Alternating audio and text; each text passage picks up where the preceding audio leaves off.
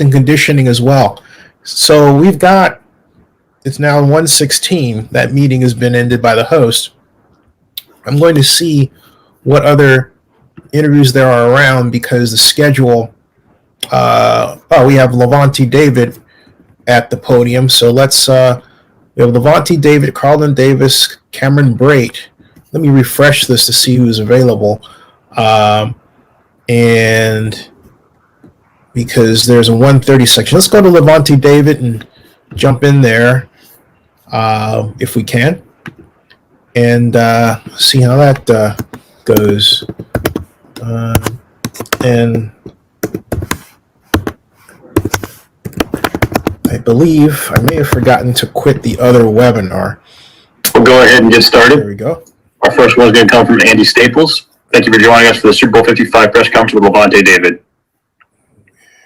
Hey, Lavonta, I know you guys are trying to be the best team in the world this week, but you played on one of the greatest ever teams already, the 07 Northwestern Bulls. True that. And David, folks. Talked to Quavon and Sean Spence a little bit the past week, and I was wondering, from your perspective, how tight was the bond with you linebackers on that team?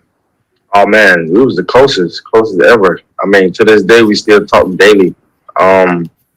Cause like those guys are like my brothers, man. We know everything about each other's life.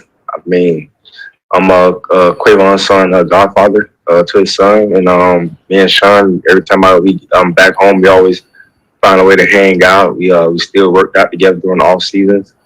I mean, those guys like my brothers, man. We built a relationship, that's gonna last forever. I feel like those guys are like, another part of my family. I know those guys are definitely guys who I count on for the rest of my life, and they count on me for the rest of their life. I think there's a bond like no other, man. Like I said, those guys are like my brothers, most definitely.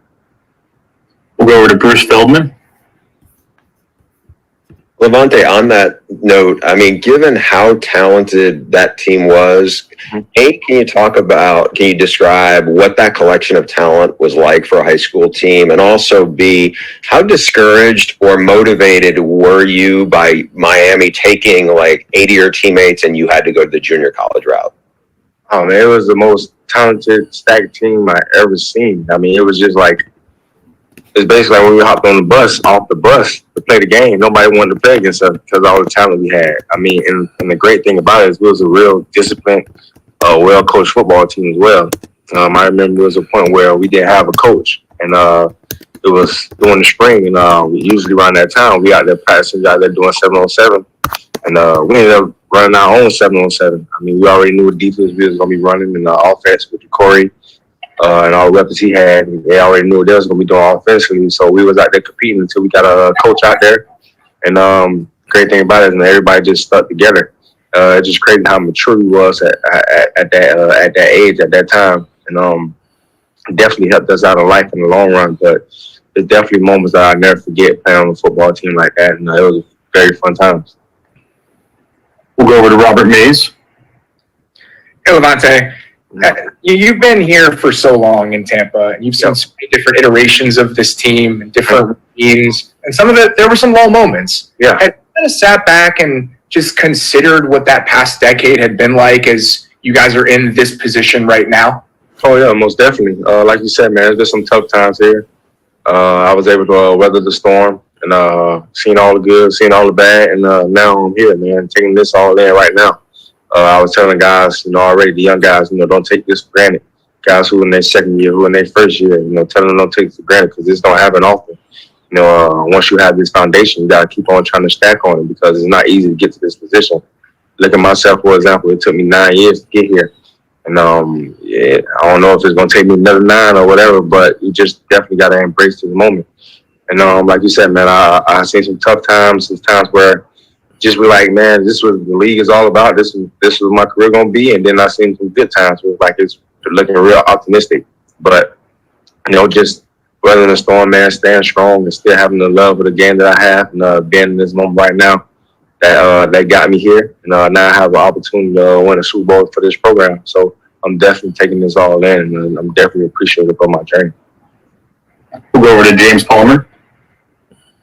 Lavonta, what's the difference when Vita Vea is in front of you to what you can see that's going on the other side of the line of scrimmage? And the other part is when Patrick Mahomes gets outside of that pocket, why does everybody fall for that little hop skip that he does to shake defenders? And how do you guys not fall for that on Sunday?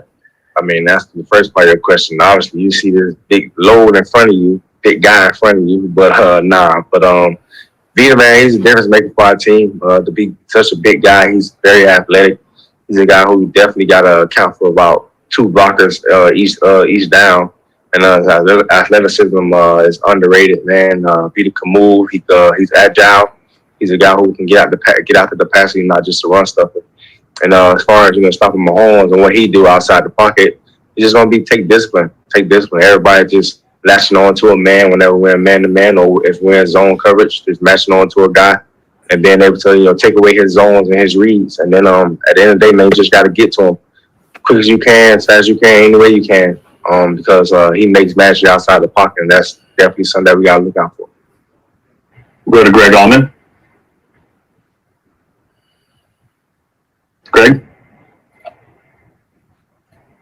All right, we're going to go over to Kim Jones, the NFL Network. Hi there. I think I'm unmuted. Can you hear me okay? Yeah, I can hear you fine. Thank you very much. If I may ask 2 questions, please. Why do players, at least the one I've spoken to in the past, love playing for Todd Bowles? And is there a Jason Pierre-Paul impact on your defense? I've known Jason since his days with the Giants, and he is unique. Mm-hmm. That's the first part of your question. I think people like Coach Bowles because it's open dialogue. He's always open to your opinion. He's always open to you asking questions and figuring out why you want to do certain things on defense. And he's a friendly coach and a great guy to be around, not just a coach but also off the field. And that's something that we love, man. We try to build a relationship. He's just not our coach. We just see him as a role model. He's somebody who definitely looks out for your best interests on and off the field. And he's somebody that we respect. And he's a guy who, once he first got hired, when he got here, he kept it real with us, and that's all you can ask for from an individual, from a coach. As a young man come to this league, you just want your coach to be real with you and help you understand what's going on. And that's definitely something that he did, and that's why a lot of guys respect him. And he's an open guy. It's the main thing. He's an open guy, man. He takes his players' opinions for us to help us get better on the field. And as far as JPP, man, I've seen JPP do some crazy things. I played with JPP in junior college. I seen that lesson. I've seen the talent with JPP a long time ago. And I know what type of player he brings on the field. He can be on the field, and it's transferred over to the league. He's definitely a difference maker for us as far as stopping the run and also rushing after the pass also. So he's definitely a factor for us, and he's a guy who we always expect to get the job done and put out his best when he's on the field. All right, we're going to go over to Jenna Lane. Hey, Lavonta, you have waited 9 years to finally play in your first Super Bowl. And of course, it's quite different because of COVID. So you don't get the full experience as you would in a different year. Does that make it lose its luster at all for you? Oh, not at all. Not at all. I mean, COVID, you can't control that. That happened. But what we did control was being in this moment right now. Now, I'm taking it all in. I mean, whatever's out there that's given at this moment, I'm taking it all in. Nobody will be able to, take this moment away from me. I'm happy to be here. I'm blessed and grateful. I'm just soaking it all in, man. Because like you said, it took me 9 years to get here. I don't know when I'll be here again. So definitely, taking it all in and enjoying this moment. But at the same time, knowing I have a football game to play on Sunday and trying to prepare and get ready for that. We have 5 minutes left. We're going to go over to Katie Baker. There, you mentioned playing with JPP at Fort Scott. If you were going to look back and describe him in a word or a memory, what would come to your mind, and what do you think would come to his mind about you? I think JPP has been the same guy since I met him, man. Energetic guy, happy-go-lucky guy, a free-spirited guy. JPP used to do my haircuts in school and junior college. JPP's a trick of all trades, man. He's a guy somebody who you count on, somebody who you can trust. He's definitely somebody who who I can trust to come out and be somebody, be a friend on and off the field. And you can expect him to be where he's supposed to be and be doing what he's supposed to do. And he'll probably say about me, what he'll probably say about me is just, I'm a loyal guy, I'm a trustworthy guy, and I'm very accountable. But I think he'll say those things about me. We're going to go to Omar Ruiz. Hey, Lavonta. It seems like, you at your position throughout your career is maybe one of the more underrated players in the league. I think maybe you could say the same thing about Mike Evans. Have you guys talked about or had any conversations about what a Super Bowl win would mean for how you guys are remembered in the game? Not really. We haven't got that far about that yet. I mean, me and Mike, it's kind of like the same guy as far as, not really running by accolades, man. We just want to win football games. We know we got talent. We know we're talented. We know we're talented football players. We know we dominate our opposition. I mean, all we could do is just go out there and control what we control, and that's what we've been doing. And as far as, this week, all we can do is control what we can control, and that's going out there and trying to win the football game. And, whatever happens after that, as far as, us being ranked as the greatest at our positions, I mean, that's for the media to decide. But, and all in all, man, we definitely feel like we're the best at our position. All right, we'll go over to Joey Knight. Lavonta, I was wondering if you could give us a quick update on just how your hamstring's doing. And the other question is, so people are making so much of the home field advantage. To you, what's the biggest benefit of playing this game at home? As far as the injury rise, I'm just taking it one day at a time, man. Trusting the training staff, just getting better and better day by day. And on Sunday, we'll see how everything go. And then as far as, home field advantage, I mean, it's Super Bowl, so you're gonna have, both fans here and there, from them and from us. But at the same time, we know that it's a stadium that we're familiar with, that we're comfortable with. But at the same time, I mean, the stadium being in a certain stadium, I feel like don't really help you, win a football game. You got to go out there and win on your own by your play. Okay, our last one's going to come from Courtney Smith with ESPN. Hi, Lavonta. Hello. Good. How are you doing? Good. So, this summer we had a lot of, protests surrounding Black Lives Matter. We're in Black History Month right now.